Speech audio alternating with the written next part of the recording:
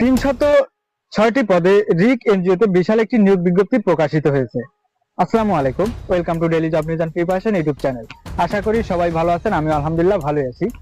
তো ইতিমধ্যে আপনারা বুঝতে পেরেছেন যে আজকে আমি রিক এনজিওর এই বিশাল নিয়োগ বিজ্ঞপ্তি সম্পর্কে বিস্তারিত আলোচনা করব। তো অবশ্যই ভিডিওটি শুরু থেকে শেষ পর্যন্ত একটি স্কিপ না করে সম্পূর্ণ ভিডিওটি দেখবেন।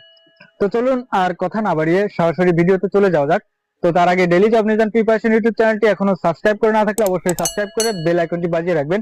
এবং আজকের ভিডিওটি যদি ভালো লেগে থাকে তাহলে অবশ্যই একটি লাইক দিবেন এবং আপনাদের মূল্যবান মতামত কমেন্টে জানিয়ে যাবেন। এবং আপনাদের ভাই বোন বন্ধু আত্মীয় স্বজন যারা চাকরি প্রার্থী রয়েছে তাদের কাছে ভিডিওটি অবশ্যই শেয়ার করবেন এবং তাদের কমেন্টে মেনশন করে যাবেন।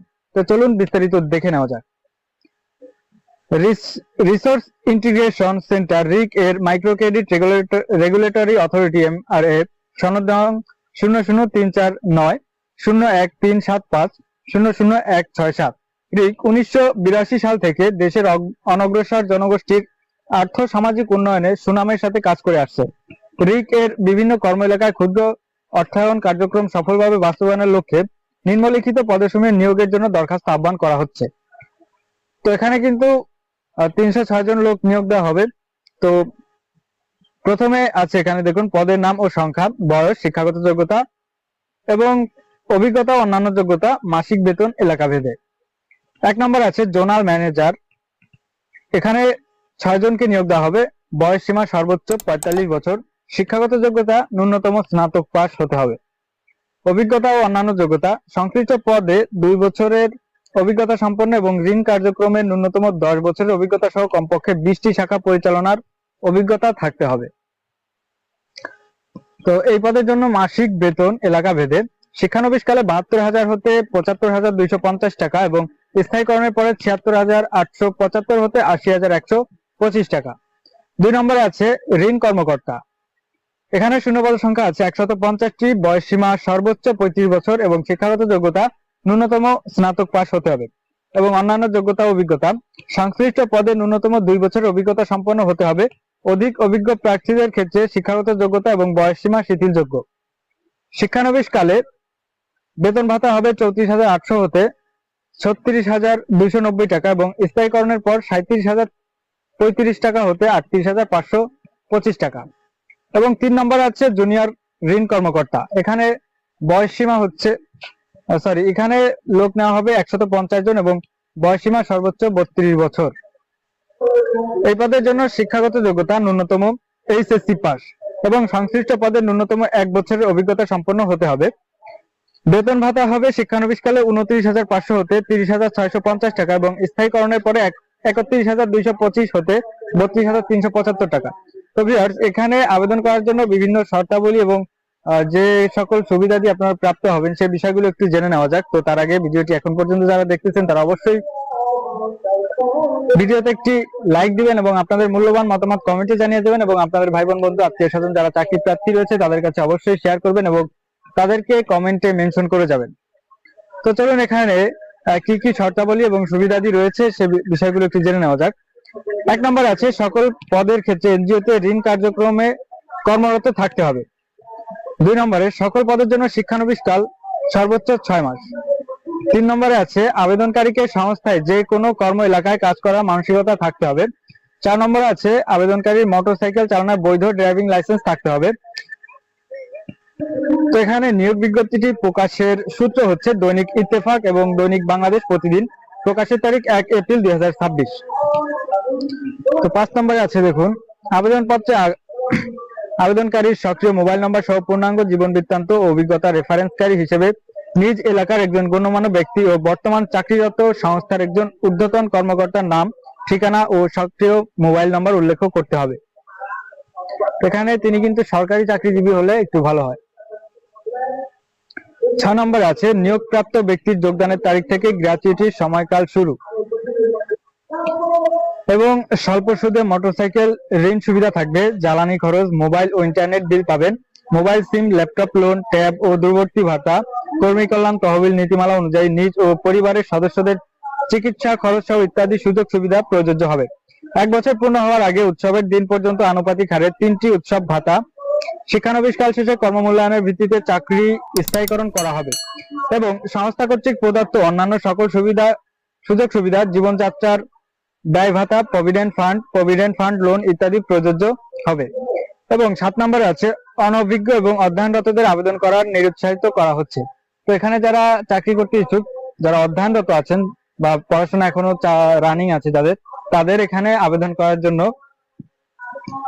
নিরুৎসাহিত করা হচ্ছে। আর যদি আপনারা চান যে পড়াশোনার পাশাপাশি পারবেন বা পড়াশোনা ছেড়ে দিয়ে চাকরি করতে পারবেন, সেহেতু কিন্তু আপনি আবেদন করতে পারবেন। তো আগ্রহী প্রার্থীদেরকে আগামী 15/4/2026 তারিখের মধ্যে বরাবর পরিচালক রিসোর্স ইন্টিগ্রেশন সেন্টার রিক আবেদন করতে হবে এবং দরখাস্তের সাথে সকল শিক্ষাগত যোগ্যতা, চাকরির অভিজ্ঞতার পূর্ববর্তী সংস্থা ছাড়পত্রের, জাতীয় পরিচয়পত্রের, মোটরসাইকেল ড্রাইভিং লাইসেন্সের সত্যায়িত ফটোকপি, সদ্য তোলা 1 কপি, পাসপোর্ট সাইজের ছবি সংযুক্ত করতে হবে এবং খামের উপর অবশ্যই পদের নাম উল্লেখ করতে হবে। সংশ্লিষ্ট জেলার অধিবাসীদের তাদের জেলার পাশে বর্ণিত নিম্নোক্ত ঠিকানায় আবেদনপত্র প্রেরণ করার অনুরোধ রইল।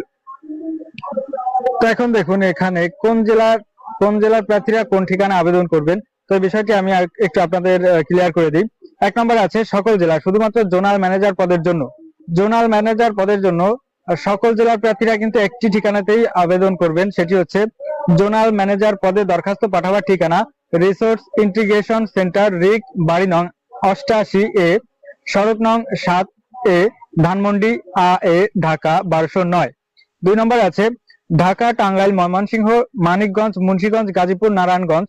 এই সকল জেলার প্রার্থীগণরা আবেদন করবেন রিসোর্স ইন্টিগ্রেশন সেন্টার রিক, পল্লবী শাখা, বাড়ি নং 355 অথবা 356, তৃতীয় তলা, ধ ব্লক, কালসি রোড, বায়তুল রহমান মসজিদের সাথে, মিরপুর, পল্লবী, ঢাকা 1216। 3 নম্বরে আছে রাজবাড়ী, ফরিদপুর, মাদারীপুর, শরীয়তপুর, গোপালগঞ্জ, বরিশাল, পটুয়াখালী, বরগুনা, পিরোজপুর, ঝালকাঠি, ভোলা, বাগেরহাট। এখানে প্রার্থীরা রিসোর্স ইন্টিগ্রেশন সেন্টার রিক, বরিশাল শাখা, বসুন্ধরা হাউজিং ভবনের নাম dream palace, Jhalokathi road, Rupatoli, Barishal, এই ঠিকানাতে আবেদন করবেন। 4 নম্বর আছে খুলনা, যশোর, সাতক্ষীরা, ঝিনাইদহ, মাগুরা, নড়াইল, চুয়াডাঙ্গা, মেহেরপুর, কুষ্টিয়া, পাবনা। এই সকল জেলার প্রার্থীরা আবেদন করবেন রিসোর্স ইন্টিগ্রেশন সেন্টার রিক, আরাপপুর, খাপাড়া, ক্যাসেল ব্রিজ সংলগ্ন আব্দুল হাই এমপির বাসা, ঝিনাইদহ সদর, ঝিনাইদহ। 5 নম্বর আছে চট্টগ্রাম, কক্সবাজার, নোয়াখালী, চাঁদপুর, লক্ষ্মীপুর, ফেনী, খাগড়াছড়ি, রাঙ্গামাটি, বান্দরবান। এই সকল জেলার প্রার্থীরা রিসোর্স ইন্টিগ্রেশন সেন্টার রিক, চান্দগাঁও আবাসিক এলাকায়, বি ব্লক, 12 নং রোড, 279 নং বাসা, চট্টগ্রাম। তো এই ঠিকানাতে কিন্তু আপনারা আবেদন প্রেরণ করবেন। এবং 6 নম্বরে আছে সিলেট, হবিগঞ্জ, সুনামগঞ্জ, মৌলভীবাজার, ব্রাহ্মণবাড়িয়া, কিশোরগঞ্জ, নরসিংদী, ব্রাহ্মণবাড়িয়া, কুমিল্লা। এই সকল জেলার প্রার্থীরা রিসোর্স ইন্টিগ্রেশন সেন্টার রিক, মনির হোসেন সাহেবের বিল্ডিং, তাতারকান্দি প্রাইমারি স্কুল সংলগ্ন আবেদিন হসপিটালের পেছনে, থানা ভৈরব, জেলা কিশোরগঞ্জ। 7 নম্বর আছে পঞ্চগড়, ঠাকুরগাঁও, দিনাজপুর, নীলফামারী, লালমনিরহাট, রংপুর, কুড়িগ্রাম, গাইবান্ধা, রাজশাহী, নওগাঁ, জয়পুরহাট, বগুড়া, চাঁপাইনবাবগঞ্জ, নাটোর, সিরাজগঞ্জ, পাবনা। এই সকল জেলার প্রার্থীরা আবেদন করবেন নিম্নোক্ত ঠিকানায়, সেটি হচ্ছে রিসোর্স ইন্টিগ্রেশন সেন্টার রিক, বগুড়া এরিয়া অফিস, আমিনুর রহমানের ভিলা, বাড়ি নং 05, রোড নং 17, উপশহর, বগুড়া। তো ভিউয়ার্স, আজকের নিয়োগ বিজ্ঞপ্তির মূল বিষয়বস্তু এই পর্যন্ত ছিল। তো আশা করি সবাই বুঝতে পেরেছেন। তো যদি ভিডিও এবং আমার সাউন্ডে যদি কোনো প্রকার ভুল ত্রুটি বা অস্পষ্টতা থেকে থাকে তাহলে অবশ্যই কমেন্টের মাধ্যমে জানাবেন, আমি তা পরবর্তীতে সংশোধন করে নেওয়ার চেষ্টা করব। এবং কোনো প্রকার তথ্য মিসিং হলে বা বুঝতে অসুবিধা হলে কমেন্টে জানাবেন, আমি তার সমাধান দেওয়ার চেষ্টা করব। তো ভিউয়ার্স, আজকের ভিডিওটি যদি ভালো লেগে থাকে তাহলে অবশ্যই একটি লাইক দিবেন এবং আপনাদের মূল্যবান মতামত কমেন্টে জানিয়ে যাবেন। এবং আপনাদের ভাই বোন, বন্ধু, আত্মীয় স্বজন, পাড়া প্রতিবেশী যারা চাকরি প্রার্থী আছে তাদের কাছে ভিডিওটি অবশ্যই শেয়ার করে রাখবেন এবং তাদেরকে কমেন্টে মেনশন করে যাবেন। এবং আমাদের চ্যানেলে নতুন হয়ে থাকলে অবশ্যই সাবস্ক্রাইব করে সাথেই থাকবেন। সবার জন্য শুভকামনা রইল। তো এখানে একটি বিশেষ দ্রষ্টব্য আছে, নিয়োগ প্রার্থীদেরকে বিকাশ, রকেট, নগদ, মোবাইল ব্যাংকিং বা অন্য কোনো মাধ্যমে কারোর সাথে আর্থিক লেনদেন না করার জন্য বিশেষভাবে অনুরোধ করা হলো। তো বিষয়টি অবশ্যই আপনারা বুঝতে পেরেছেন। তো ভিউয়ার্স, আজকের ভিডিও পর্যন্ত ছিল। দেখা হচ্ছে নতুন কোনো ভিডিওতে। সেই পর্যন্ত সবাই ভালো থাকুন, সুস্থ থাকুন। সবার জন্য শুভকামনা রইল। আজকে এখানে বিদায় নিচ্ছি। আল্লাহ হাফেজ, আসসালামু আলাইকুম।